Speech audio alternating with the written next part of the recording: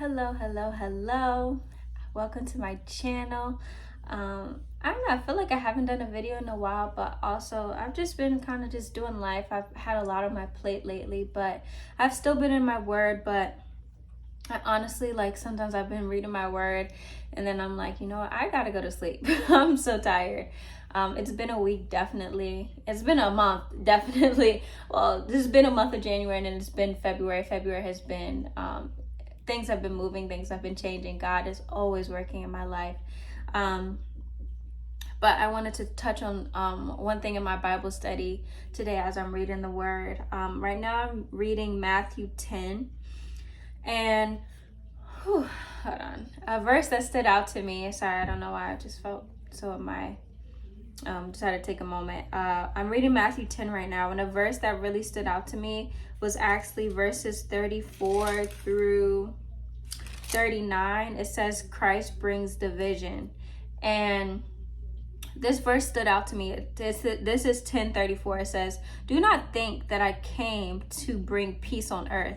I did not come to bring peace, but a sword."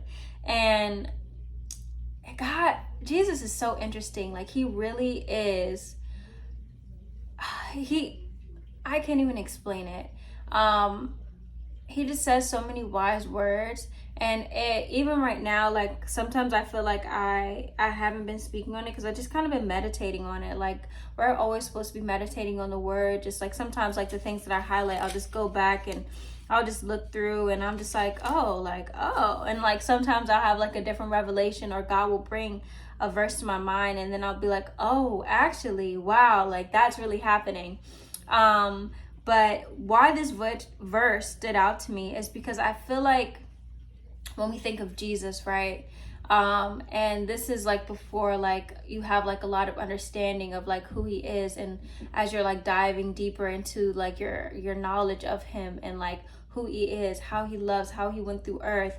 And for me, like, before I like started really diving into my Bible, like, I'm thinking Jesus is just like this loving, kind person who's just on earth, like healing people, walking around, chilling, having a good time, like, you know, just teaching people the word. And like, as you read the Old Testament, you understand like God really has like this wrath to him. Like, he really is like, I'm also reading Isaiah. Sorry, Isaac. I'm sorry, I didn't mean to interrupt you. But as I'm reading Isaiah, sorry, whoop, shaking the camera. As I'm reading Isaiah, I realized that like God really was not playing, and he's really not playing. And he's not playing with you, he's not playing with me. Like, he's like, you either about me or you're not. You're gonna be for me or you're gonna be against me. Like, that's literally what it is. Like, you're either, like, I feel like sometimes, like, now that I'm thinking about it, I always think of like lukewarm as like, oh, like you're reading the Bible or you're not, or you're praying to God or you're not. And I think that now that I'm reading it, it's more of like, are you really down for me? Like, are you like ride or die, or like you just gonna die? Like, you just want to die? Because at the end of the day, like, you're not going to be able to escape the lake of fire. Like, if that's what you really think you're about. Like, God is really like, I didn't come here to be all peace, happiness, and like butterflies with you. Like, it's either you're like, follow me. Like, even this verse, what is it? This is Matthew 9, verse 9, when he meets Matthew.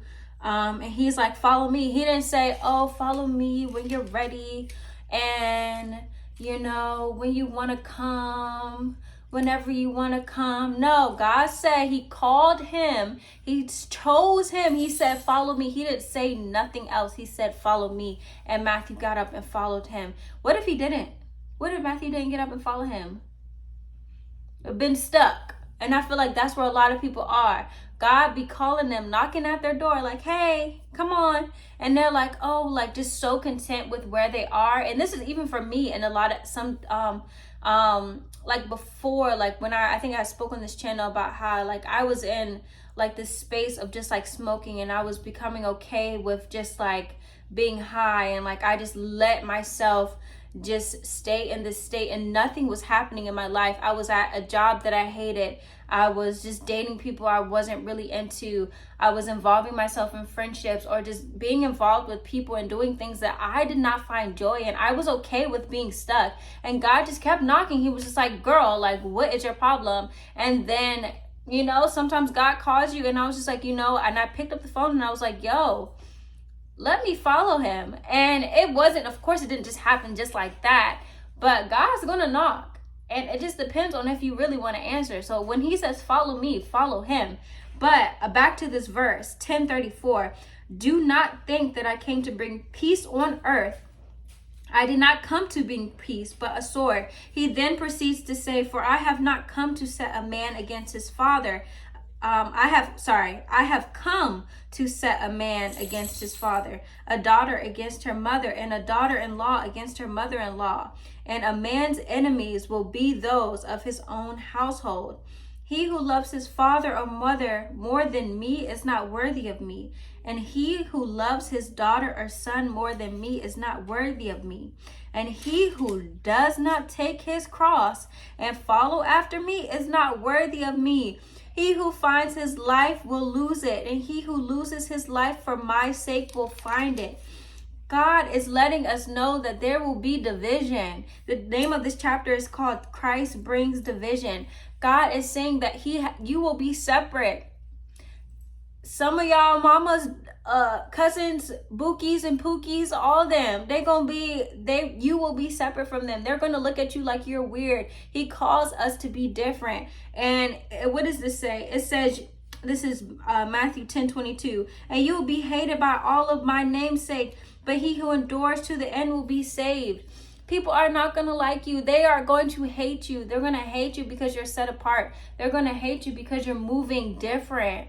They're going to hate you because you are called and you picked up the phone and you were like, okay, God, I'm going to follow you. But they are so hesitant. They are so okay living in their sin. They are just going to stay there. You have found a way to get out of, what's that mud called?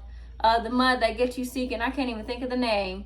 We're just going to say that they're just so okay with being dirty in their mud. They just over there, they look like a pig. Just, ooh, the mud is on me. Just living in it. They are living in it. They are living a pig's life. And you said, actually, that's kind of gross. Why am I living like this? And you got yourself up, you cleaned yourself off, and you were like, okay, cool. How can I live a different life than this? I don't want to live like this. And because God is so good. He's so good in all that he says. And sometimes he's not even saying a lot, but the little bit that he's saying, it just says so much about the wisdom and knowledge that he carries. Like, just the parables of it all is so beautiful. And although he said, and a man's enemies will be those of his own household. Meaning, like, the people closest to you are going to turn against you. They are going to hate that you're becoming this person. They're going to hate that you are changing your ways, that you're doing things differently, that you're making money, that you've chose a different career, that you're not following in the same footsteps that they're following in, that you're not at the same level. People are going to hate you because the level that they stopped talking to you at, you've elevated, and they're still here, and they're like, dang, like, now she elevated. Now I gotta hate her even more. I have time today. And they do be having time because they don't have nothing else to do. They're not busy. And you're busy working on yourself, doing all of these amazing things. And people are just hating. They're hating. They hate you because you love God and you fear God and you have a reverence for God and you're willing to do anything for him and to continue your relationship with him, and you're reading your word and you're gaining knowledge. And not only are you seeking his word and you're seeking God, you are willing to follow him. Like, y'all, all I'm going to say is read your word. This is just so beautiful how you get to learn God and just build your relationship with him. Something that I've been learning, reading this book. I don't think I'm going to read it tonight. I'm honestly a little tired, but I say that, and since I said that, I'm probably going to do it, even though I'm a little tired. That God is really a counselor. He's a mentor, and he's really your friend. And I know that I've been saying that a lot on these videos, but God is really your friend. Like, God is my best friend. He's my bestie. I tell him everything. I tell him all the things that are bothering me, all the things that are on my mind, all the things that I feel like are holding me back, the things that I want to do in life, the visions that he's given me, I talk to him about. If you don't clear your mind and clear the path that you are on, if you don't separate yourself from these people who don't care about you and just clogging your mind with things that won't help you in the long run, associating yourself with people who are still living the life that they've been living for the past 5 or 6 years, separate yourself. It is okay to be separated. It is okay to be chosen. It is okay to let the sword divide you, cut you in half. Let the dead bury the dead, okay? Let the dead bury the dead. Let them do what they do. You are separated. You are chosen. It is okay. What is it? Dang, where did that verse go? Anyways, read your word. Read your word. That's all I'm going to say. Thank you for coming to Bible study today. Again, that is Matthew 10:34 through 39. And then the other verses that I mentioned in here. Of course, I'm reading the KJV, New King James Version Bible. I thought I had the KJV. Anyways, New King James Version Bible. Love my Bible. Stay highlighted. Stay in there. Love ya. Have a good night.